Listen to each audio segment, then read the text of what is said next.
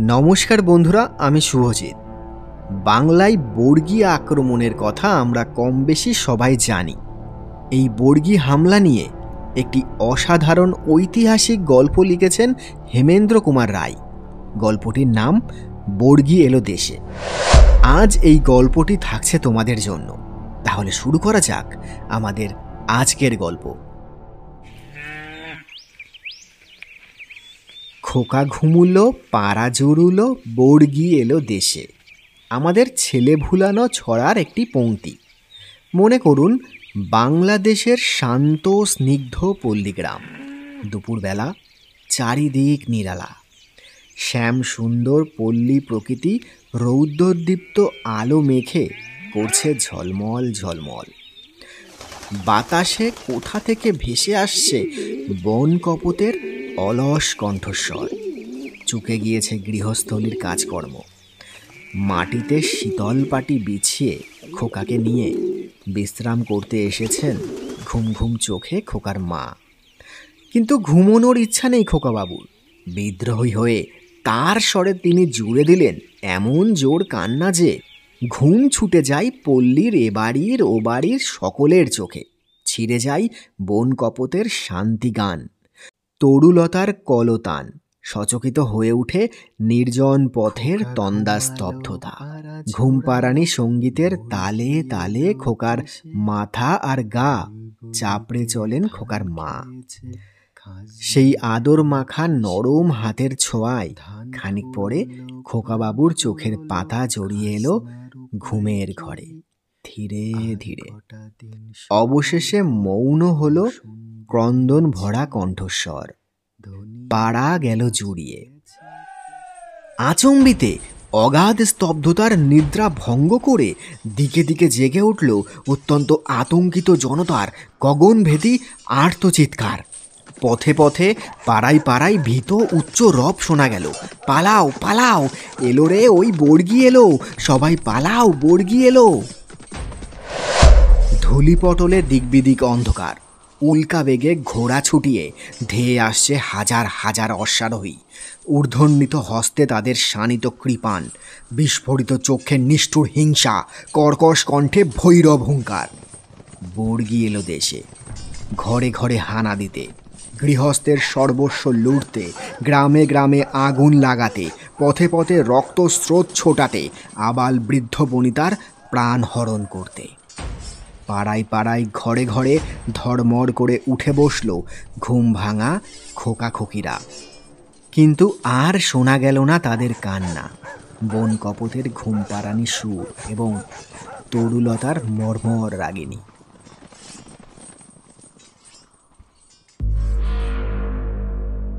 এমনই ব্যাপার হয়েছে বারংবার। তখন অষ্টাদশ শতাব্দীর মাঝামাঝি কাল। বাংলার মাটিতে ইংরেজরা শিকড় গাড়বার চেষ্টা করছে ছলে বলে কৌশলে।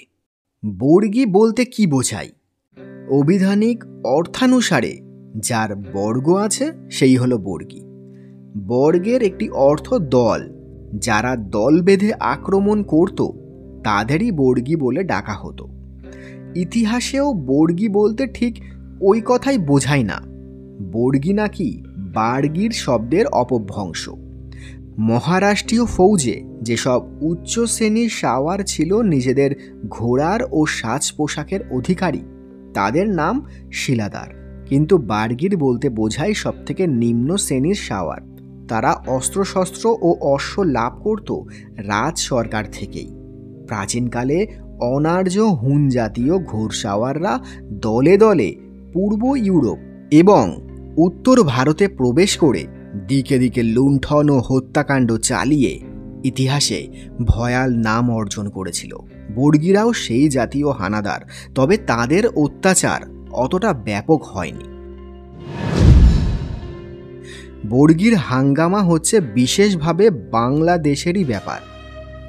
আর সেই সময় বাংলাদেশ বলতে বোঝাতো বাংলা, বিহার ও উড়িষ্যা। সত্য কথা বললে বলতে হয়, পরবর্তীকালে বর্গীর হাঙ্গামার জন্য এক হিসাবে দায়ী হচ্ছেন ভারত গৌরব ছত্রপতি শিবাজী। প্রধানত লুণ্ঠনের দ্বারাই তিনি নিজের সৈন্যদল পোষণ করতেন। তিনি স্বয়ং উপস্থিত থেকে সদল বলে লুণ্ঠন কার্য চালিয়েছেন দক্ষিণ ভারতের নানা স্থানে। তখন মারাঠারাও জানত লুণ্ঠনই হচ্ছে সৈনিকদের অন্যতম কর্তব্য।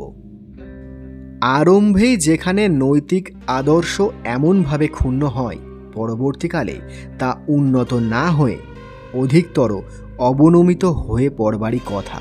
এক্ষেত্রেও হয়েছিল ঠিক তাই। শিবাজির কালের মারাঠি সৈনিকদের চেয়ে বর্গীরা হয়ে উঠেছিল আরও বেশি নিষ্ঠুর, হিংস্র ও দুরাচার। কম বেশি 1 শতাব্দীর মধ্যে মোগলদের শাসনকালে হতভাগ্য বাংলাদেশকে দুবার ভোগ করতে হয়েছিল ভয়াবহ নির্যাতন। সপ্তদশ শতাব্দীতে ফিরিঙ্গি ও মগ বোম্বেটেদের ধারাবাহিক অত্যাচারের ফলে নদীবহুল দক্ষিণ ও পূর্ব বাংলার কতক অংশ জনশূন্য শ্মশানে পরিণত হয়েছিল বললেও অত্যুক্তি হবে না। সুন্দরবন অঞ্চল আগে ছিল সমৃদ্ধশালী জনপদ, পরে তা পরিণত হয়েছিল হিংস্র জন্তুর জঙ্গলাকীর্ণ বিচরণ ভূমিতে। এবং পূর্ববঙ্গের কোনো কোনো অঞ্চলে নাকি আকাশ দিয়ে পাখি পর্যন্ত উড়তে ভরসা করত না। এমনই সব অরাজকতার জন্য দায়ী কোনো কোনো লোককে ইতিহাস মনে করে রেখেছে, যেমন পর্তুগিজদের গঞ্জেলেস ও কাভার্লো এবং মারাঠিদের ভাস্কর পণ্ডিত। শক্তির অপব্যবহার না করলে এদেরও স্মৃতি আজ গড়িয়ান হয়ে থাকত। পর্তুগিজ বোম্বেটেরা বিজাতীয় বিদেশি। তারা মানবতার ধর্ম ক্ষুণ্ণ করেছিল বটে, কিন্তু স্বজাতির উপরে অত্যাচার করেনি। আর মারাঠি হানাদাররা বা বর্গীরা ভারতের বাসিন্দা হয়েও ভারতবাসীকে অব্যাহতি দেয়নি, তাই তাদের অপরাধ হয়ে উঠেছে অধিকতর নিন্দনীয়। তখন মারাঠিদের সর্বময় কর্তা ছিলেন ছত্রপতি শিবাজির পৌত্র ও উত্তরাধিকারী মহারাজ শাহু। কেবল নিজ মহারাষ্ট্রে নয়, মধ্য ভারতেও ছিল তার রাজ্যের এক অংশ। তার অধীনে ছিলেন 2 জন নায়ক, পেশোয়া বালাজি বাজিরাও এবং নাগপুরের রাজা বা সামন্ত রঘুজি ভোসলে। তারা পরস্পরকে দেখতেন চোখের বালির মতো। 2 জন 2 জনকে বাধা দেওয়ার জন্য সর্বদাই প্রস্তুত থাকতেন। শিবাজির সময়ে এমন ব্যাপার সম্ভবপর হতো না, কারণ সর্বময় কর্তা বলতে ঠিক যা বোঝায় শিবাজি ছিলেন তাই। তার অধীনস্থ নায়কদের চলতে ফিরতে হতো একমাত্র তাঁরই অঙ্গুলি নির্দেশে। সেরকম ব্যক্তিত্ব বা শক্তি ছিল না মহারাজ শাহুর। অধীনস্থ নায়কদের স্বেচ্ছাচারিতা তিনি ইচ্ছে করলেও সবসময় দমন করতে পারতেন না। এই কথা মনে রাখলে পরবর্তী ঘটনাগুলির কারণ বোঝা কঠিন হবে না। কবিবর ভারতচন্দ্র তার অন্নদামঙ্গল কাব্যে লিখেছেন, স্বপ্ন দেখি বর্গীরাজ হইল ক্রোধিত। তার আর একটি উক্তি শুনলে সন্দেহ থাকে না যে কাকে তিনি বর্গীরাজ বলে বর্ণনা করেছেন। ভারতচন্দ্র বর্গীর হাঙ্গামার সমসাময়িক ব্যক্তি। তিনি বলেছেন, আছিল বর্গীর রাজ গড় সেতারাই, আমার ভকত বড় স্বপ্ন কহতাই। সেতারা বা সাতারার রাজা বলতে শাহুকেই বোঝায়।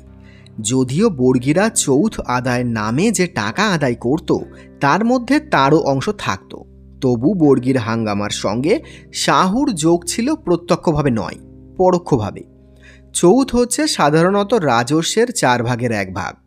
মারাঠিদের দ্বারা ভয় দেখিয়ে বা হানা দিয়ে চৌথ বলে টাকা আদায়ের প্রথা শিবাজির আগেও প্রচলিত ছিল, তবে শিবাজির সময়ই এর প্রচলন বেশি। কিন্তু তখনও তার মধ্যে যে যুক্তি ছিল শাহুর সময়ে তা আর খাটত না। তখন তা হয়ে দাঁড়িয়েছিল স্বেচ্ছাচারিতার নামান্তর মাত্র বা নিছক দস্যুতার সামিল। চৌথের নিয়মানুসারে টাকা আদায় করবার কথা বছরে 1 বার মাত্র, কিন্তু বর্গীরা টাকা আদায় করতে আসতো যখন তখন। হয়তো একদল বর্গীকে টাকা দিয়ে খুশি করে প্রজাদের মান ও প্রাণ বাঁচানো হলো, কিন্তু অনতিবিলম্বে এসে হাজির নতুন আর একদল বর্গী। তারা আবার টাকা দাবি করে। সে দাবি মেটাতে না পারলেই সর্বনাশ। অমনি শুরু হয়ে যায় লুটতরাজ ও খুন খারাপি। সে একরকম ভীষণ ডামাডোলের ব্যাপার। সময়ে এবং অসময়ে অর্থাৎ প্রায় সব সময় বর্গীদের এই যুক্তিহীন ও অসম্ভব দাবি মেটাতে মেটাতে অবশেষে বাংলাদেশের নাভিশ্বাস ওঠবার উপক্রম। কি রাজার এবং কি প্রজার হাল ছাড়বার অবস্থা আর কি। এইসব নচ্ছার ও পাষণ্ড হানাদারদের কবল থেকে বাঙালিরা মুক্তি পেল কি উপায়ে? এইবারে আমরা সেই কাহিনীটি বর্ণনা করব। কিন্তু তার আগে আর একটা কথা বলে রাখা দরকার। আগেই বলা হয়েছে বর্গীর হাঙ্গামা বিশেষ করে বাংলাদেশেরই ব্যাপার। বাদশাহী আমলে এক একটি সুবার অন্তর্গত ছিল এক একজন সুবাদার বা শাসনকর্তার অধীনস্থ এক একটি প্রদেশ। বাংলার সঙ্গে তখন যুক্ত ছিল বিহার ও উড়িষ্যা, এবং বর্গীর হাঙ্গামার সময় এই অঞ্চলের সুবেদার ছিলেন নবাব আলীবর্দী খাঁ। তখনকার কালে ভারতীয় হিন্দুদের পক্ষে এই হামলা ছিল তবুও কিছুটা সহনীয়, কারণ মুসলমানদের বহু যুগব্যাপী অত্যাচারের ফলে স্বাধীনতা থেকে বঞ্চিত সমগ্র হিন্দু জাতি অত্যন্ত অতিষ্ঠ হয়ে উঠেছিল। শিবাজির অতুলনীয় প্রতিভাই সর্বপ্রথমে প্রতিষ্ঠিত করল এমন এক বৃহৎ ও পরাক্রান্ত সাম্রাজ্য, যার বিরুদ্ধে মোগল সম্রাট ঔরঙ্গজেব প্রাণপণ প্রচেষ্টা করেও ব্যর্থ হয়ে গিয়েছিল। প্রধানত মুসলমানদের কাহিল করবার জন্যেই শিবাজি লুটপাট চালিয়ে যেতেন মোগল সাম্রাজ্যের দিকে দিকে। সেই সূত্রে মোগল সম্রাটের হিন্দু প্রজারাও হানাদারদের কবলে পড়ে অল্প বিস্তর ক্ষতিগ্রস্ত হতো বটে, তবে সেই ব্যাপারটা সবাই খুব একটা বড় করে দেখত বলে মনে হয় না। কিন্তু যখন ভারতের মুসলমানরা ক্রমেই হীনবল হয়ে পড়েছে এবং প্রায় সর্বত্রই বিস্তৃত হয়ে পড়েছে মারাঠিদের প্রভুত্ব, তখনও বর্গী হানাদাররা তাদের স্বধর্মাবলম্বী নাগরিক ও গ্রামীণদের উপরে চালিয়ে যেতে লাগলো অসহনীয় ও অবর্ণনীয় অত্যাচার। এবং তার মধ্যে কিছুমাত্র উচ্চাদর্শের পরিবর্তে ছিল কেবল নির্বিচারে যেন তেন প্রকারে নিছক দস্যুতার দ্বারা লাভবান হওয়ার দুশ্চেষ্টা। যেখান দিয়ে বর্গী হানাদারেরা ঘোড়া ছুটিয়ে চলে যায়, সেইখানেই পিছনে পড়ে থাকে কেবল সর্ববিষয়ে রিক্ত ধুধু করা হাহাকার ভরা মহাশ্মশান। এতটা বাড়াবাড়ি বরদাস্ত করা ক্রমেই অসম্ভব হয়ে উঠল এবং বাংলার সঙ্গে বিহার ও উড়িষ্যাও পরিত্যাহীর ডাক ছাড়তে লাগল। এক হিসেবে হুন অ্যাটিলা ও গ্রিক আলেকজান্ডার উভয় দস্যু বলে মনে করা হয়, কারণ তারা দুইজনেই স্বদেশ ছেড়ে বেরিয়ে পরের দেশে গিয়ে হানা দিয়েছিলেন। কিন্তু ইতিহাসে আলেকজান্ডার বরেণ্য ও অ্যাটিলা ঘৃণ্য হয়ে আছেন। তার কারণ একজনের সামনে ছিল মহান আদর্শ, আর একজন করতে চেয়েছিল শুধু নরহত্যা ও পরের সম্পত্তি হরণ। বর্গীদের দলপতিরা ছিল শেষাক্ত নিকৃষ্ট শ্রেণীর জীব। সময়টা হচ্ছে 1741 খ্রিস্টাব্দের কথা। পাঠানদের দমন করবার জন্য নবাব আলীবর্দী খাঁ গিয়েছেন উড়িষ্যায়। জয়ী হয়ে ফেরবার মুখে মেদিনীপুরের কাছে এসে তিনি খবর পেলেন মারাঠা সৈনিকরা অসৎ উদ্দেশ্যে যাত্রা করেছে বাংলার দিকে। আর কিছুদিন পরে শোনা গেল মারাঠিরা দেখা গিয়েছে বাংলার ভিতরে বর্ধমান জেলায়। চারিদিকে তারা লুটপাট, অত্যাচার ও রক্তপাত করে বেড়াচ্ছে। দুঃসংবাদ শোনার সঙ্গে সঙ্গেই আলীবর্দী বর্ধমানের দিকে রওনা হতে বিলম্ব করলেন না। কিন্তু তিনি বোধহয় মারাঠিদের সংখ্যা আন্দাজ করতে পারেননি, বা তাড়াতাড়ির জন্য উচিত মতো সৈন্য সঙ্গে আনতে পারেননি, কারণ তার ফৌজে ছিল মাত্র 3000 অশ্বারোহী ও 1000 পদাতিক। তাকে রীতিমতো বিপদে পড়তে হলো। সংখ্যায় মারাঠিরা ছিল অগণ্য। তারা পিলপিল করে চারিদিক থেকে এসে তাকে একেবারে ঘিরে ফেলল। সম্মুখ যুদ্ধে তাদের পরাস্ত করা অসম্ভব দেখে আলীবর্দী বর্ধমানেই ছাউনি ফেলতে বাধ্য হলেন। মারাঠিদের নায়কের নাম ছিল ভাস্কর পণ্ডিত, নাগপুরের রাজা, রঘুজি ভোসলের সেনাপতি। নিজের ফৌজকে তিনি দুটি অংশে বিভক্ত করলেন। এক অংশ আলীবর্দীকে বেষ্টন করে পাহারা দিতে লাগলো, আর এক দল ছড়িয়ে পড়ল দিকে দিকে, এবং 40 মাইল ব্যাপী জায়গা জুড়ে আরম্ভ হলো লুটতরাজ, হত্যাকাণ্ড ও অকথ্য অত্যাচার। ভাস্কর পণ্ডিতের দলবল এমনভাবে আঁটঘাঁট বেঁধে বসে রইল যে কোনো দিক থেকেই নবাবী ফৌজের ছাউনির ভিতরে আর রসদ আমদানি করবার উপায় রইল না। শিবিরের মধ্যে কেবল সেপাইরা নয়, সেই সঙ্গে হাজার হাজার অনুচর ও নবাবের পরিবারবর্গও বন্দী হয়েছিল। আহার্যের অভাবে সকলেরই অবস্থা হয়ে পড়ল দুর্ভিক্ষ পীড়িতদের মতো। অবশেষে আলীবর্দী মরিয়া হয়ে মারাঠিদের সেই চক্রব্যূহ ভেদ করে সদল বলে কাটোয়ার দিকে অগ্রসর হওয়ার চেষ্টা করলেন, কিন্তু তাকে বেশি দূর যেতে হলো না। আশপাশ থেকে আচম্বিতে মারাঠিরা হুড়মুড় করে এসে পড়ে চিলের মতন ছোঁ মেরে নবাবী ফৌজের মোট ঘাট ও তাঁবুগুলো কেড়ে নিয়ে কোথায় সরে পড়ল। আলীবর্দী তার পক্ষের সকলকে নিয়ে খোলা আকাশের তলায় অনাহারে কর্দমাক্ত ধান ক্ষেতের মধ্যে অবরুদ্ধ হয়ে রইলেন। না পারেন এগোতে, না পারেন পিছোতে। কেটে গেল 1 দিন ও 2 রাত্রি দুঃস্বপ্নের ভিতর দিয়ে। উদরে নেই অন্ন, মাথার উপরে নেই আচ্ছাদন, হয় মৃত্যু নয় মুক্তি। দৃঢ় প্রতিজ্ঞ করে আলীবর্দীর সাহসী আফগান অশ্বারোহীর দল সবেগে ও সতেজে ঝাঁপিয়ে পড়ল মারাঠিদের ওপর, এবং সেই প্রবল আক্রমণ সহ্য করতে না পেরে শত্রুরা পিছু হটে যেতে বাধ্য হলো। নবাবী ফৌজ অগ্রসর হলো কিছু দূর পর্যন্ত। তারপর শত্রুরা আবার আক্রমণ শুরু করলো কাটোয়ার অনতি দূরে। সেখানে একটা লড়াই হলো, কিন্তু শত্রুরা নবাবের গতি রোধ করতে পারল না। নিজের অনশন ক্লিষ্ট সৈন্যদল নিয়ে তিনি কাটোয়ার মধ্যে আশ্রয় গ্রহণ করলেন। নবাবী শিকার হাতছাড়া হলো বটে, কিন্তু মারাঠিরা বাংলার মাটি ছাড়বার নাম মুখে আনল না। রক্তের স্বাদ পেলে বাঘের হিংসা যেমন বেড়ে ওঠে, অতি সহজে অতিরিক্ত ঐশ্বর্য লাভের আশায় ভাস্কর পণ্ডিতের লোভ আরও মাত্রা ছাড়িয়ে উঠল। অবাধে লুটপাট করার জন্যই লেলিয়ে দিলেন নিজের সঙ্গীদের। আলীবর্দী তখনও পর্যন্ত রাজধানী মুর্শিদাবাদে প্রত্যাগমন করতে পারেননি। সেই সুযোগের সদ্ব্যবহার করলেন সুচতুর ভাস্কর পণ্ডিত। 700 বাছা বাছা অশ্বারোহী নিয়ে 40 মাইল পথ পার হয়ে তিনি অরক্ষিত মুর্শিদাবাদের উপকণ্ঠে এসে পড়লেন। চারিদিকে হুলুস্থুল, বাড়িতে নয়, গ্রামে নয়, নিজ রাজধানীর উপরে ডাকাতের হানা। কে কবে শুনেছে এমন কথা? যারা পারল জোরে পা চালিয়ে পালিয়ে গেল, যারা পারল না ভয়ে মুখ শুকিয়ে জপতে লাগলো ইষ্টনাম। শহরতলি থেকে শহরের ভিতরে এ আর আসতে কতক্ষণ? বর্গিরা হৈ হৈ করে মুর্শিদাবাদের মধ্যে এসে পড়ল। ঘরে ঘরে চলল লুটতরাজের ধূম, বিশেষত ধনীদের প্রাসাদে। হিন্দু এবং মুসলমান কেউ পেল না নিস্তার। এক জগৎ শেঠকেই গুনে গুনে দিতে হলো নগদ 3 লক্ষ টাকা। সে যুগের 3 লাখ টাকার দাম ছিল এই যুগের থেকে অনেক গুণ বেশি। বর্গীদের বাধা দেয় শহরে ছিল না এমন রক্ষী। তারা মনের স্বাদে অবাধে গোটা দিন ধরে নিজেদের ট্যাগ ভারী করতে লাগলো।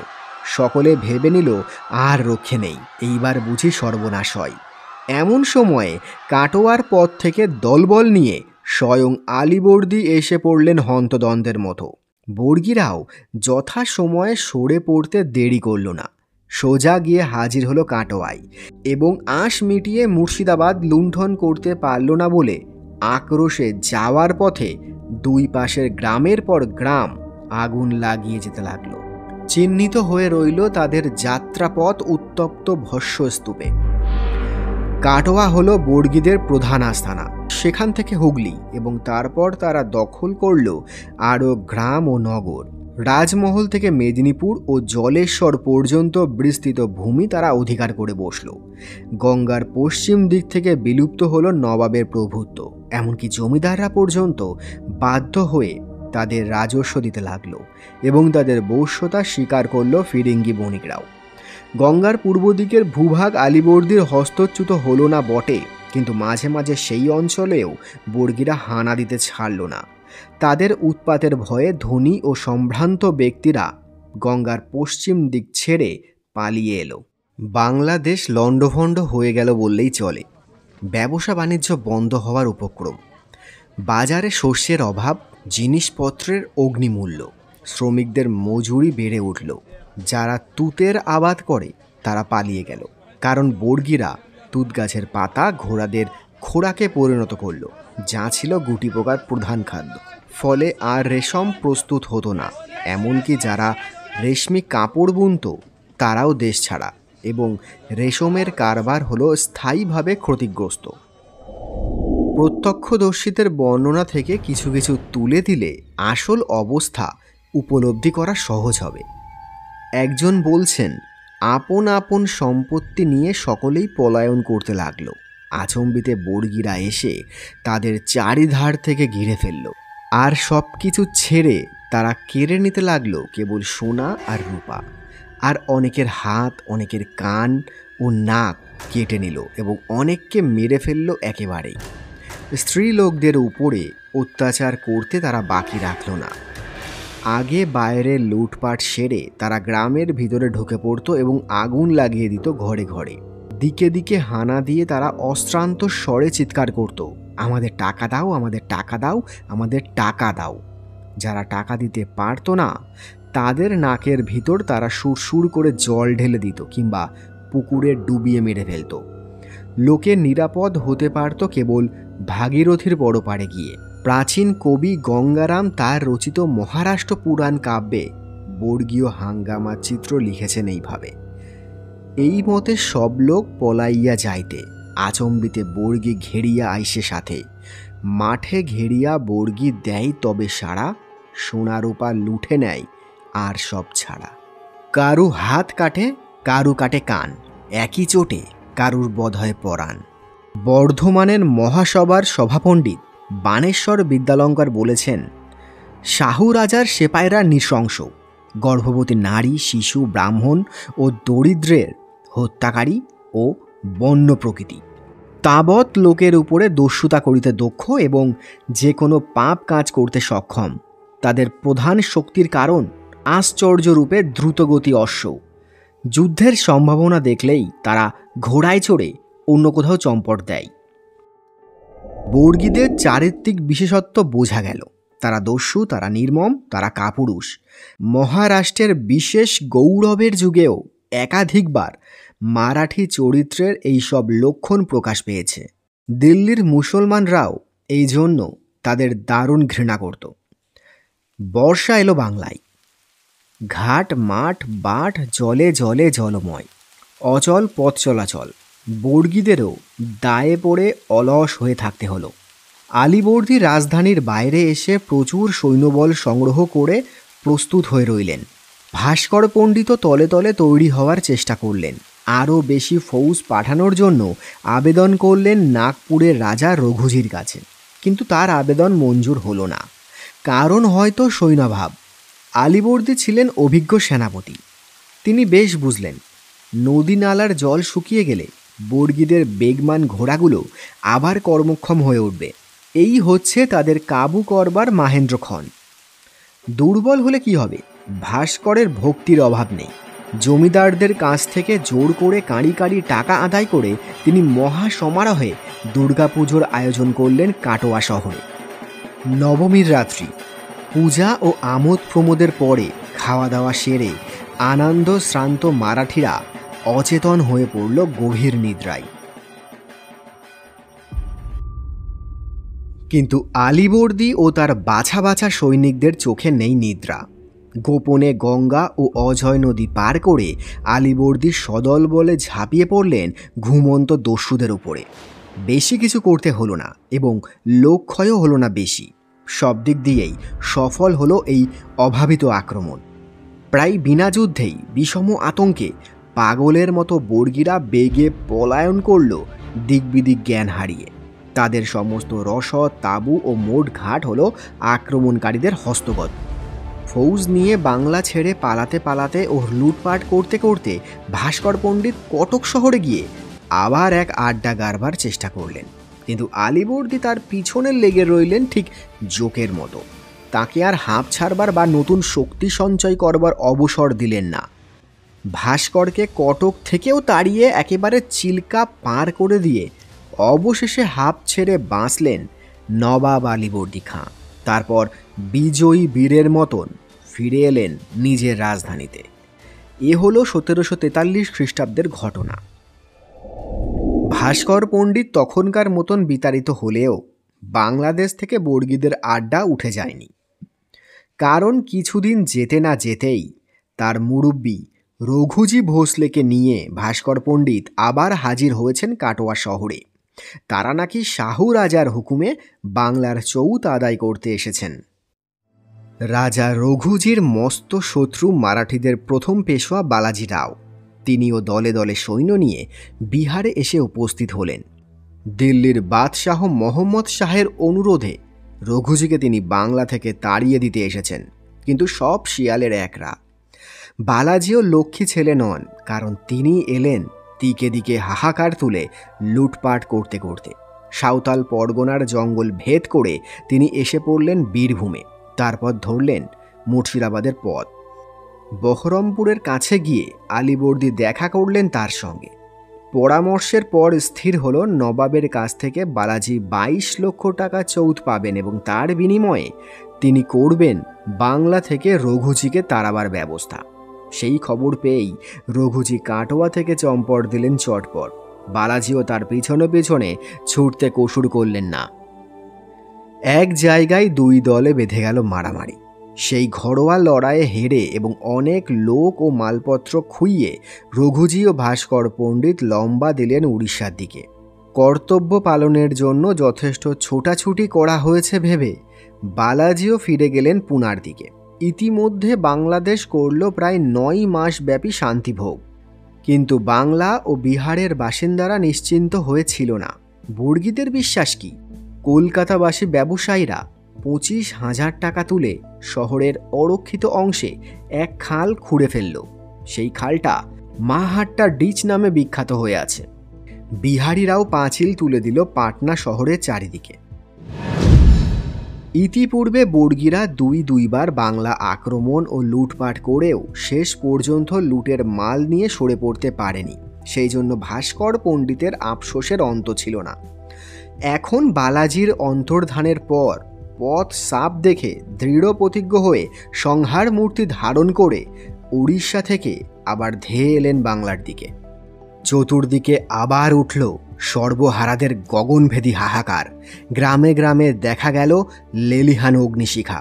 পথে পথে ছড়িয়ে রইল অসহায়দের খণ্ড বিখণ্ড মৃতদেহ। বর্গী এলো, আবার বর্গী এলো দেশে। আলীবর্দী দস্তুর মতন কিংকর্তব্য বিমূঢ়। বালাজিকে রঘুজির পিছনে লাগিয়ে তিনি অবলম্বন করেছিলেন সেই বহু পরীক্ষিত পুরাতন কৌশল, অর্থাৎ যাকে বলে কাঁটা দিয়ে কাঁটা তোলা। কিন্তু ব্যর্থ হলো সে কৌশল। আবার বর্গী এলো দেশে। এখন উপায়? হতবম্ভ রাবণ নাকি বলেছিলেন, মরিয়া না মরে রাম, এ কেমন বৈরী। আজ আলীবর্দীরও সেই একই অবস্থা। বর্গীরা যেন রক্তবীজের ঝাড়। এই অমঙ্গুলে ঝাড়কে উৎপাটন করতে হলে ন্যায় অন্যায় জ্ঞান ভুলে অন্য উপায় আবিষ্কার না করলে চলবে না। রাজকোষ অর্থশূন্য। বারংবার যুদ্ধযাত্রায় সৈন্যরাও ক্লান্ত। বৃদ্ধ আলীবর্দীরও শরীর অপটু। এইসব বুঝে বর্গীদের জন্য মোক্ষম দাওয়াইয়ের ব্যবস্থা করার জন্য তিনি এক গুপ্ত পরামর্শ সভার আয়োজন করলেন। ভাস্কর পণ্ডিতের কাছে গেল আলীবর্দীর সাদর আমন্ত্রণ। নবাব আর যুদ্ধ করতে নারাজ ও অক্ষম। তিনি এখন আপোষে মিটমাট করে শান্তি স্থাপন করতে ইচ্ছুক। ভাস্কর পণ্ডিত যদি অনুগ্রহ করে নবাব শিবিরে পদার্পণ করেন, তাহলে সমস্ত গোলযোগ খুব সহজেই বন্ধুভাবে চুকে যেতে পারে। ভাস্কর নিশ্চয়ই মনে করেছিলেন বালাজির মতন তিনিও আলীবর্দীর কাছে নির্বিবাদে বহু লক্ষ টাকা হাতিয়ে বাজিমাত করতে পারবেন।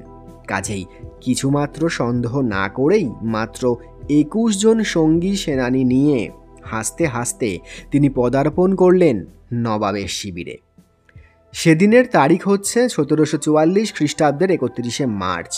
ভাস্কর পণ্ডিত এবং 20 জন সেনানী আর বর্গীদের আস্তানায় ফিরে আসতে পারেনি। শিবিরের আনাচে কানাচে গাঁ ঢাকা দিয়ে অপেক্ষা করছিল দলে দলে হত্যাকারী। সহসা আবির্ভূত হয়ে তারা বর্গীদের টুকরো টুকরো করে কেটে ফেলল।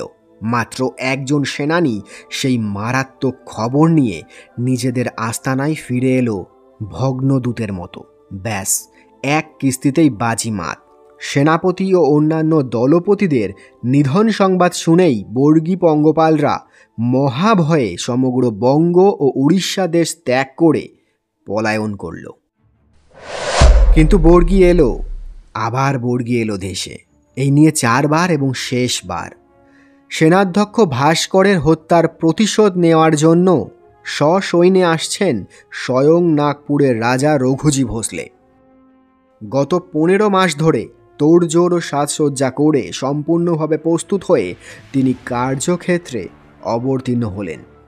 বর্গীদের কাছে বাংলাদেশ হয়ে উঠেছিল যেন কামধেনুর মতো, দহন করলেই দুগ্ধ।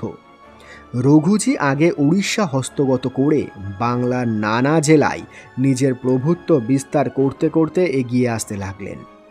আলীবর্দী বুঝলেন এবার আর মুখের কথায় চিড়ে ভিজবে না, অতঃপর লড়াই ছাড়া উপায় নেই। কিন্তু 15 মাস সময় পেয়ে তিনিও যুদ্ধের জন্য রীতিমতো প্রস্তুত হয়ে উঠেছিলেন। প্রথমে 2 পক্ষে হলো একটা ছোটোখাটো ঠোকাঠকি। রঘুজী পিছিয়ে গেলেন বটে, কিন্তু তার 20 দাঁত ভাঙল না। তারপর তিনি 10,000 বর্গী ঘোড়সাওয়ার ও 4,000 আফগান সৈনিক নিয়ে মুর্শিদাবাদের কাছে এসে পড়লেন। সেখানে নবাবী সৈন্যদের প্রস্তুতি দেখে পশ্চাৎপদ হয়ে ছাউনি ফেললেন কাটোয়া নগরে গিয়ে। কাটোয়ার পশ্চিমে রানীদিঘির কাছে আলীবর্দীর সঙ্গে রঘুজীর চরম শক্তি পরীক্ষা হয়। এক তুমুল যুদ্ধের পর বর্গীরা যুদ্ধক্ষেত্রে বহু হতাহতকে ফেলে ছত্রভঙ্গ হয়ে পলায়ন করে। ইহা 1745 খ্রিস্টাব্দের কথা। শেষ পর্যন্ত আলীবর্দী বর্গীদের বাংলাদেশের সীমান্তের বাইরে তাড়িয়ে না দিয়ে নিশ্চিন্ত হননি। বর্গীরা শিকড় গেড়ে বসে উড়িষ্যায়। তারপরেও কয়েক বছর ধরে নবাবী ফৌজের সঙ্গে তাদের ঘাত প্রতিঘাত হয় বটে, কিন্তু খাস বাংলার উপরে আর তারা চড়াও হওয়ার মতন সাহস দেখাতে পারেনি। না আসবারও কারণও ছিল। 1753 খ্রিস্টাব্দে বর্গীদের সঙ্গে আলীবর্দীর যে শেষ সন্ধি হয় তার একটা শর্ত হল বাংলার নবাব রাজা রঘুজীকে বাৎসরিক 12 লক্ষ টাকা চৌথ প্রদান করবেন। নমস্কার বন্ধুরা, আমি শুভজিৎ। কেমন লাগলো হেমেন্দ্র কুমার রায়ের লেখা এই গল্পটি? তোমাদের মতামত অবশ্যই জানাতে পারো কমেন্টের মাধ্যমে। আর ভিডিওটা যদি ভালো লেগে থাকে তাহলে অবশ্যই লাইক করে দিও। আর তোমরা যারা এই চ্যানেলে নতুন তারা প্লিজ চ্যানেলটাকে সাবস্ক্রাইব করে দিয়ে আমার পাশে থেকো। দেখা হবে খুব তাড়াতাড়ি আবার একটা নতুন ভিডিওর সাথে। ততদিনের জন্য ভালো থেকো, সুস্থ থেকো এবং ক্রিয়েটিভ সোলের পাশে থেকো। Thank you.